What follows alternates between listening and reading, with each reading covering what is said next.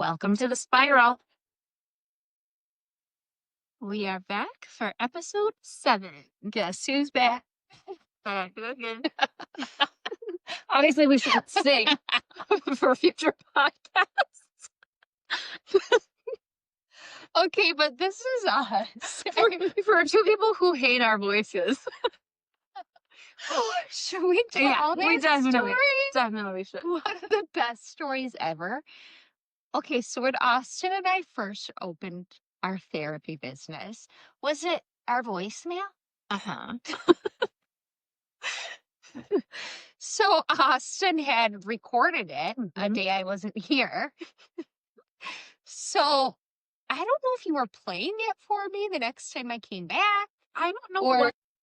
I we don't know. heard it somehow. Oh, you know what it is? We can listen to our messages when they're incoming. Oh, yeah. But Oh, which is always fun. It is fun. Okay, note to anyone who doesn't know this, because I didn't know this, now I'm switching gears, but when you call an organization, Uh-huh.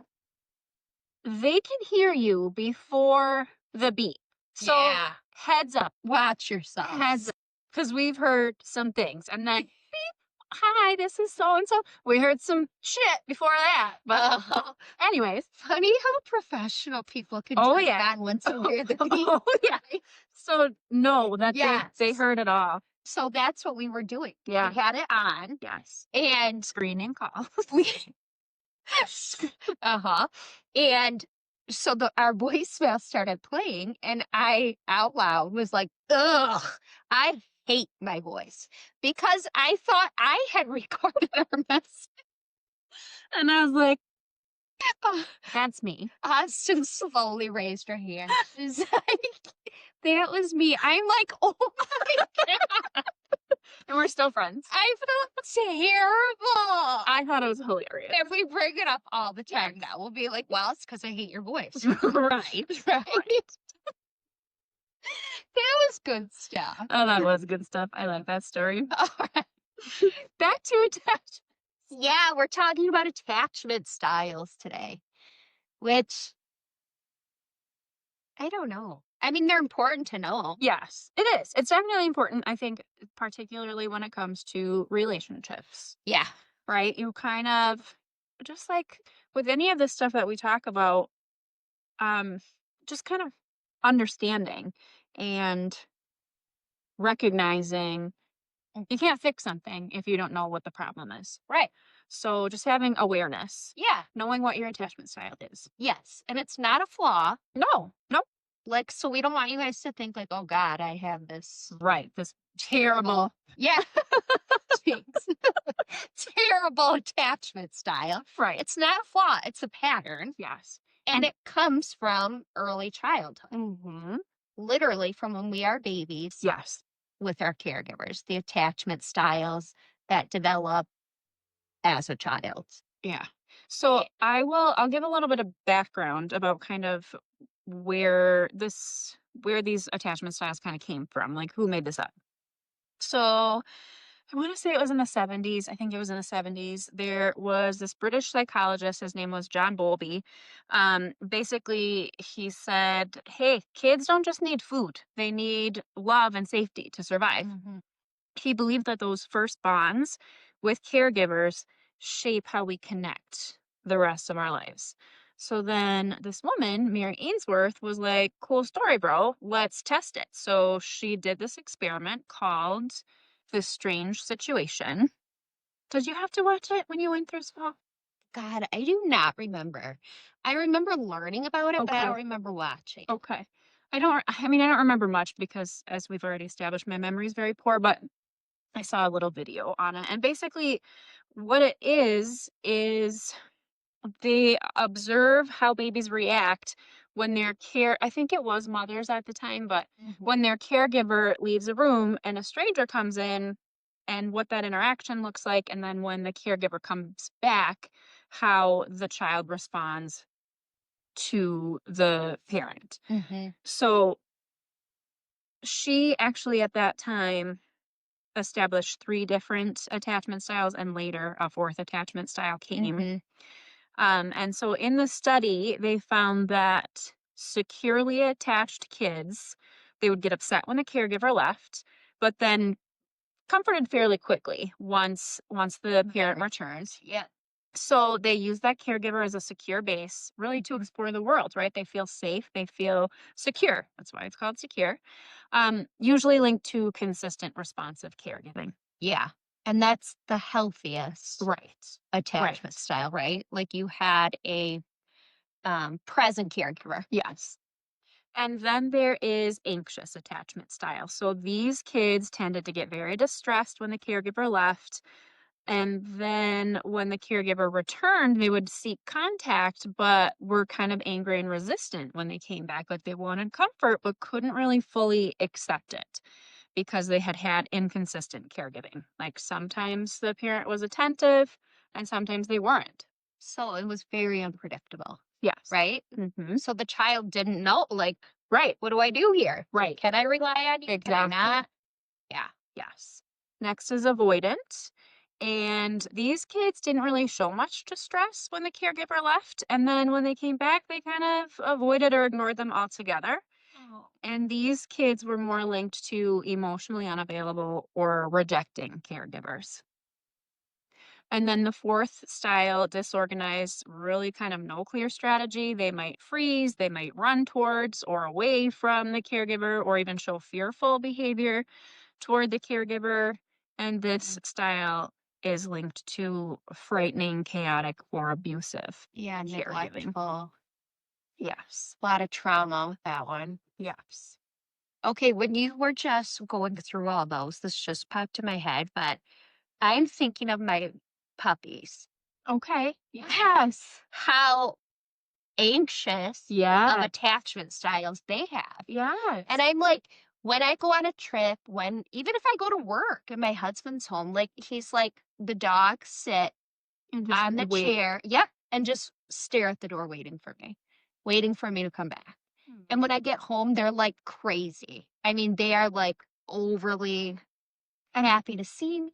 They came from an abusive They environment. did. They did. They came from a very abusive environment, and we got them when they were about 3 months old, thankfully. But yeah, So even and that I think goes to show, yes, we know that, dogs age more quickly than right, humans, but right. that's all it took was Yes, 3 months of a bad environment. And yes. how long have you had them? 4 years. And they still struggle with those Yeah, attachments. extreme. The same for humans. And I'm like, okay, is part of it my problem because I treat them like they're children? But also, They are. I mean, they and then follow me everywhere. I mean, I can't even go to the bathroom. They're scratching at the door. Yes. They need to make sure you're still They're there. the babies. Yep. Yes. So yeah, so I think of them when you say anxious Totally. attachment style. Totally. So how they form, you kind of it's we talked about shaped by your primary caregiver, Mhm. right? So really, we have no control over what type of attachment styles we Right. have in adulthood, Right. right? Mhm. Because we had no control as children, as babies, how we were Yeah. raised. We learned Yeah. how to what's the word I'm looking for? I guess engage in a relationship, right? Like Yeah. how to respond to people based on how they responded to us. Hmm.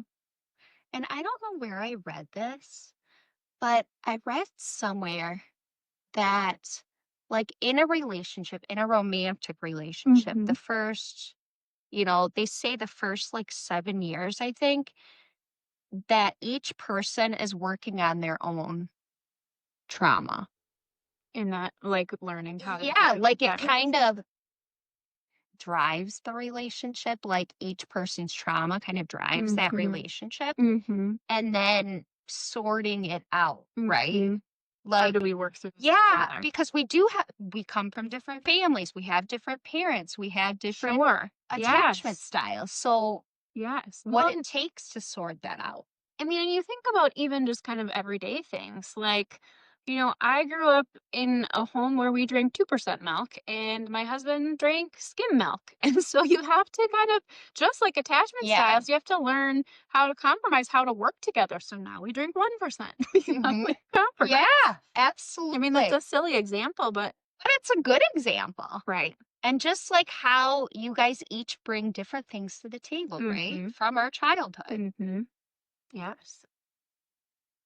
And again, not to blame parents, Right. right? Right. Because I do believe that, parents do the best they can do with what they were given, how they Mm-hmm. were raised, Mm-hmm. all of that. But it is important to be more self aware Yeah. of Yes. how you were raised. Yeah, so we talked about kind of what those attachments looked like in that study for children. And then as adults, we see kind of those behaviors, the secure, like you said, that's kind of the healthiest, right? Mhm. Securely attached people can handle closeness and independence. Yeah. They trust people, they're pretty good at conflict, they don't need a relationship to feel whole. Mhm. Right? Like, and they just kind of, I can depend on you, you can depend on me. It's just, it's good balance. Yep. So secure is awesome. Wish I knew what that was like. Because I think we could probably glean from last week's episode where we determined that I was very codependent. That's probably Yeah. the anxious attachment style, and that looks like, texting your partner, "Are you mad at me?" Like, if you didn't hear from them Mm. within 10 minutes. It's that anxiety about, like, constantly worrying they're gonna leave you. You might be clingy, you might just overthink or Yep. do whatever it takes to keep this relationship, like we talked about last time, even if it's unhealthy. Yeah. Walking on eggshells, Yeah. right? That Yeah. constant feeling of unpredictability. Yes. And that comes from that sense of, sometimes you're there, sometimes you're not. So I better cling tight so you can't get away like your puppies. Uh huh. They Yeah. are not ever going away. No. And these people often have difficulty self-soothing. And I think that's where you become over reliant on other people to provide that for you. Mhm. The avoidant style in adulthood, these are kind of the I need space people, right? They love Mhm. independence. Commitment makes them a little itchy. Mhm. So they kind of pull away when things get too close. Yeah. And that comes from learning I can't rely on people. So I'm going to be on my own. And then that last attachment style, the disorganized, is basically kind of come close, just kidding, go away. Like they crave intimacy, but also fear it, often because of that trauma or inconsistent caregiving. Mhm. Um, like you're my source of safety, but also my source of fear, Yeah. which How that's sad. yucky. That feels yucky. Absolutely. And going back even to our narcissist podcast, narcissist traits are usually linked to the avoidant and the disorganized Mm-hmm. attachment Mm. styles, Yeah. right? Yeah. Because those people are fragile. They're Mm-hmm. very fragile inside. Mm-hmm. They have low self-esteem. They act like they don't, but Right. inside. So Right. So maybe that can help us have a little bit of empathy for people who are narcissistic. Mhm. we'll we'll save that for another day, right? Once we're all healed from our Uh-huh. narcissism Yes. stories. Um, so one of the hardest styles, well, the hardest style to kind of be with in a relationship is the disorganized style. Um, Oh, good. I'm not the hardest. right. Exactly. See how good you're doing? Because of the inconsistency, because of the unpredictability, um, they kind of cause chaos in relationships, Mm-hmm. right? There's a lot of confusion there. Hot and cold behavior, emotional outbursts, a lot of blaming, defensiveness, negative views of themselves and of others. So it kind of makes it hard to love someone Mm-hmm. Mm-hmm. that does have that type of attachment style. But again, it's not permanent. Right. You can work on it. You can improve it. with awareness. Yep. Yes. Self-awareness, communication skills, of course. Mhm. Working on self-esteem, Mhm. therapy, Yes. right? And a lot of the couples that Austin and I see, um, attachment style is like one of the biggest things we talk about, Yes. just to kind of get the groundwork Yeah, for let's where these couples are coming yeah. from. Let's learn what your attachment styles are. Yeah. Right? And I mean, as you can imagine, so we've got an anxious style and an avoidant style. This anxious style wants like if something's wrong in the relationship, like I need to fix it right now. Like I really need to Clinging. fix Yep. this. And then the avoidant person is like, ugh, holy shit, I need some space. I'm Back running. off. Yeah. Cling on. Like Right. and Stage 4. Stage 4, stage 5, whatever. so you can imagine how Yeah. challenging that is. And then you get there I am with the word challenging again. Mhm. You can imagine how hard that would be to sort through any kind of difficulty in a relationship when one of you is running and the other one is chasing, and we get stuck in these patterns. Mhm. And even, we're talking a lot about romantic relationships. Mm-hmm. These attachment styles can also affect platonic relationships, friendships, right? Mm-hmm. Um, Absolutely. like thinking about the anxious. If I Uh-huh. text Austin and she doesn't respond back to me, because Austin's pretty good about like a quick response. Like Because I'll I be like, have poor digital boundaries. well, she's mad at me. She's getting out of business with me. Yep. She's moving towns, changing her name, changing her phone number. Like, right? Hmm. I mean, just the anxiety that Uh-huh. creates for people. Yes. Like, are they mad at me? Mm-hmm. Right? What Mm-hmm. I do wrong? Like, why Right. would Austin be mad at me? Right. Pretty sure I didn't do anything wrong. So even like self-checking, Absolutely. right? Yes, I remember well, and that can be really hard. I had a wonderful friend many years ago. Still love her dearly. I don't, she's from my old home, but um, she very much needed, like, if she texted me and I didn't respond right away, she would get really upset with me. And I have a life outside of like, you're a great friend and I want to be here for you, but I'm not constantly available. And she just kind of really required me Yeah. to be there all the time. And it was like, I had to back off a little bit because it was, you're too much. Like, you're too much. And I have felt like that myself in relationships. Definitely. Yeah. Um, I'll share the story is terribly embarrassing. I can't even believe I'm gonna tell it. I love it so much. So God, I don't even know how pregnant I was, but I was pregnant. So I'm going to go ahead and blame those pregnancy hormones and not my anxious Yep. attachment style. Right. Uh-huh. So my husband and I were doing long distance. Well, he wasn't my husband at the time. Remember, my doctor said I couldn't have kids. And so Still we, gives you child support. we lived in two different communities. We lived 2 hours apart. He would visit me on weekends. We kind of alternated. We went back and forth. Well, we talked on the phone every day, and it was evening, and I made my evening call to my husband and boyfriend at the time. And I can't remember what the recording was, but it was weird. It wasn't like that. It wasn't his voicemail. It was some bizarre recording. I was like, what the fuck is this? And I tried several times and could not get through. I don't think he had a landline at that time. And as I started to feel a little bit anxious. So I was like, well, I'm going to call his parents, which was kind of a big step for me because that's not really who I am. But I am blaming this on pregnancy hormones. I was, Because you were going, yeah. so I called his parents. Same thing, like some weird message, like some crazy, not normal, wasn't an answering machine. And my mind went completely like, they moved to a new country. They want nothing to do with me. I'm going to be a single mom. They hate me. They're in this witness protection program. So disgusted with me that they couldn't even like, he couldn't break up with me. He had to just run away and there's no trace of him and his whole family is gone. Oh, no. How fucked up? That is fucked Oh, up. that's How fucked up. sad. And then, As okay, a pregnant woman to let's see like your mind running like crazy. it gets worse. Believe it or not. no. So I'm wailing, like Uh, sobbing. like dramatically.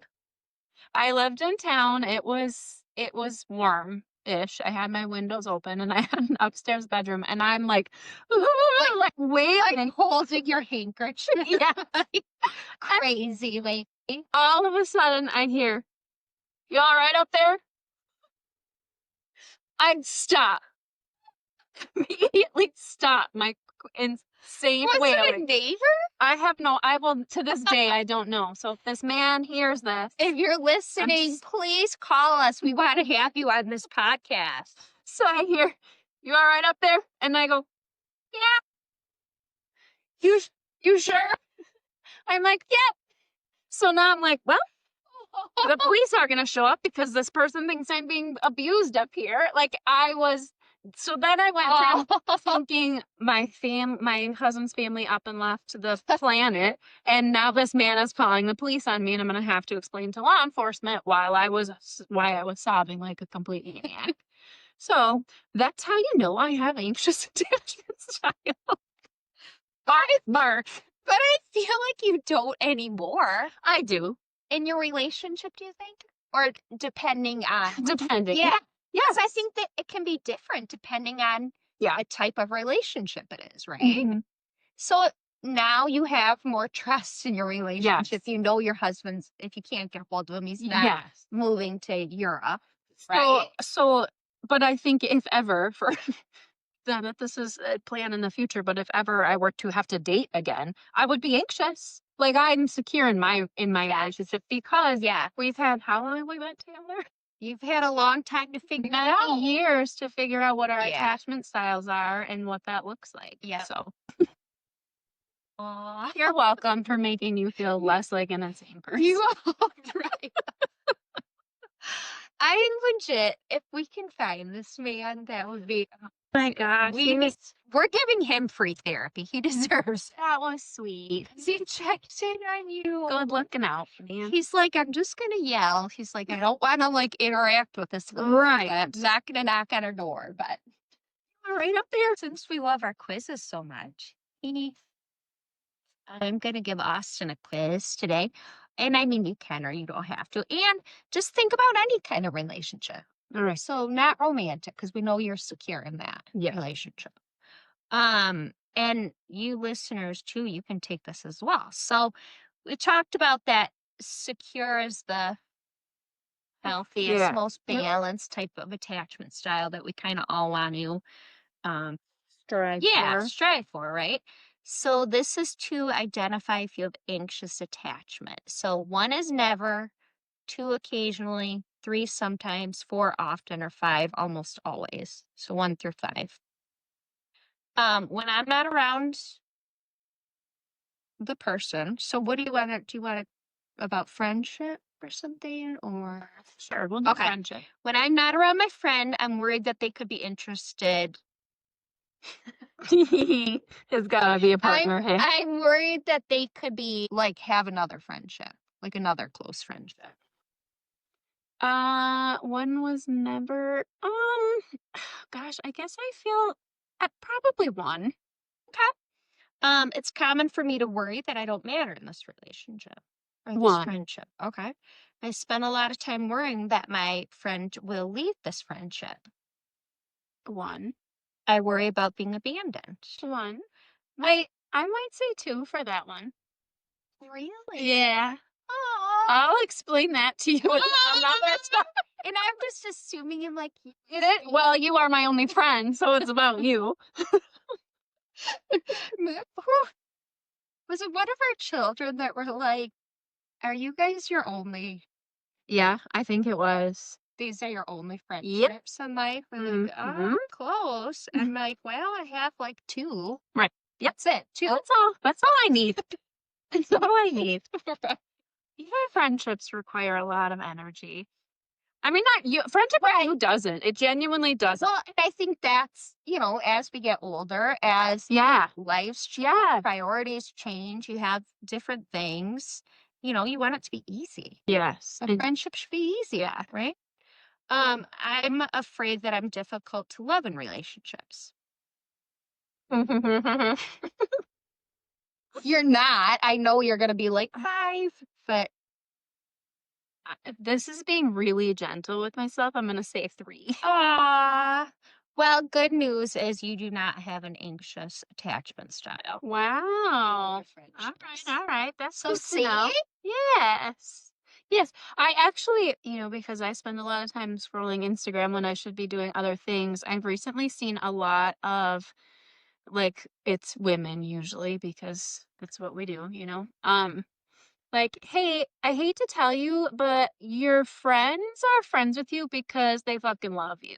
Like, they really like you. They really like hanging out with you. They think you're pretty awesome. Like, they're friends with you because they fucking like you. So stop worrying.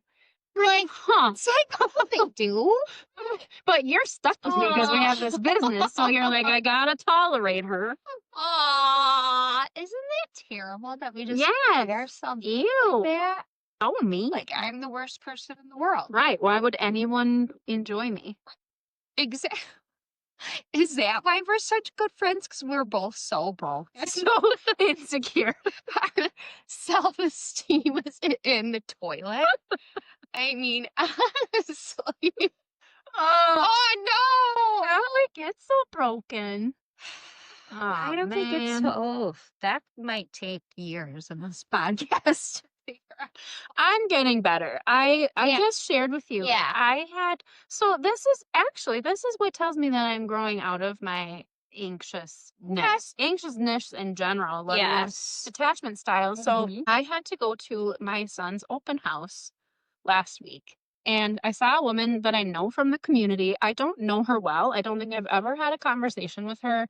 And I don't know. I saw her, and then as I got closer, I turned and made made eye contact with her, and the look on her face of pure disgust. Like, I wish you could see me. She looked like she wanted to, I don't even know. She was disgusted.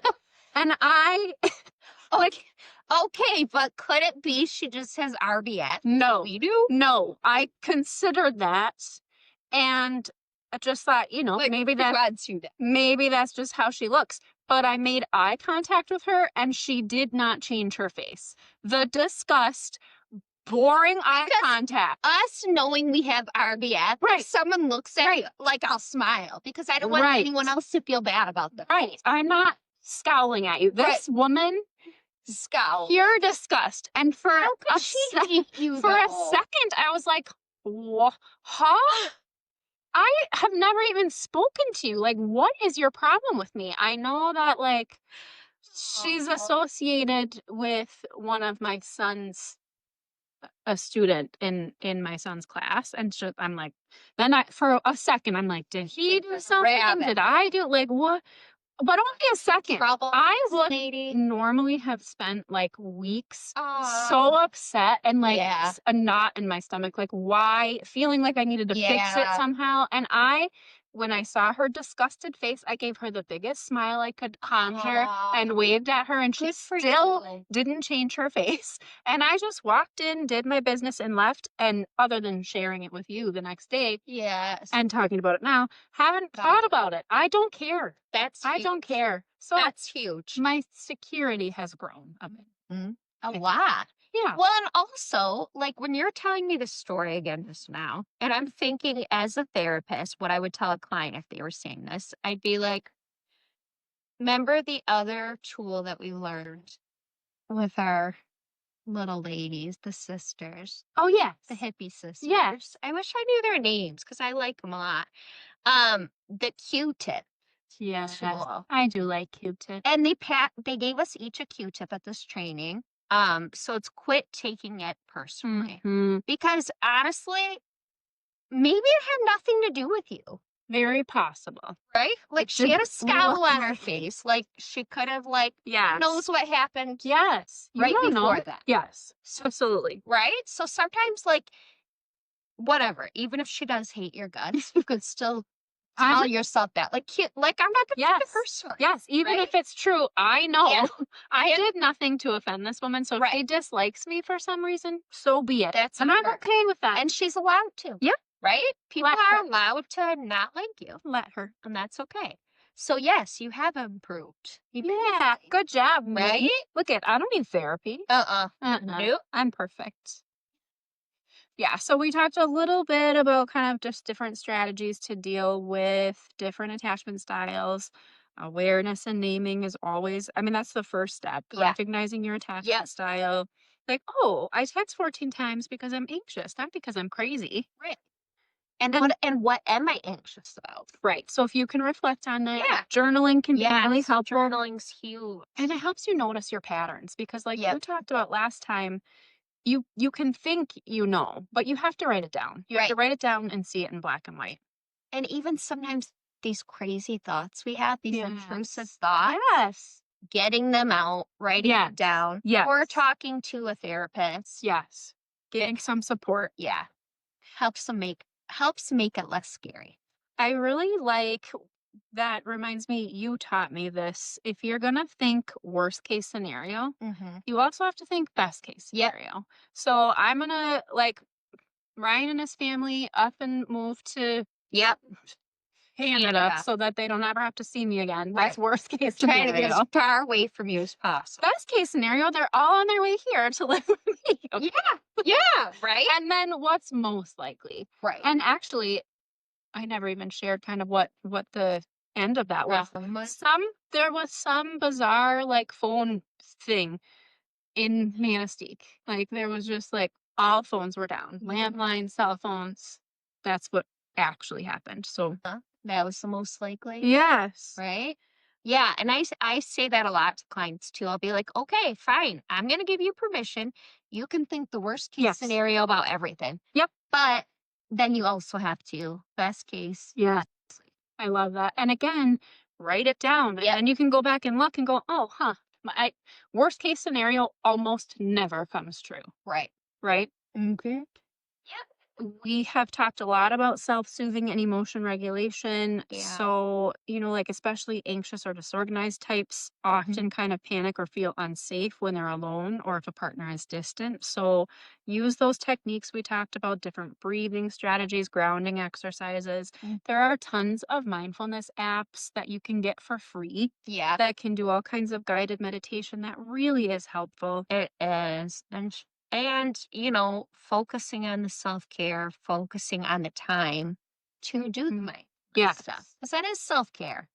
And I can't remember if we talked about distress tolerance kits on an episode or not You yet. did it. Okay. Well, I'm going to talk about something a little bit different, creating a comfort plan. So when we are escalated and stressed, we are not in our thinking brain. We're running out of time, so I'm not going to talk a lot about that right now, but we're not in our thinking brain.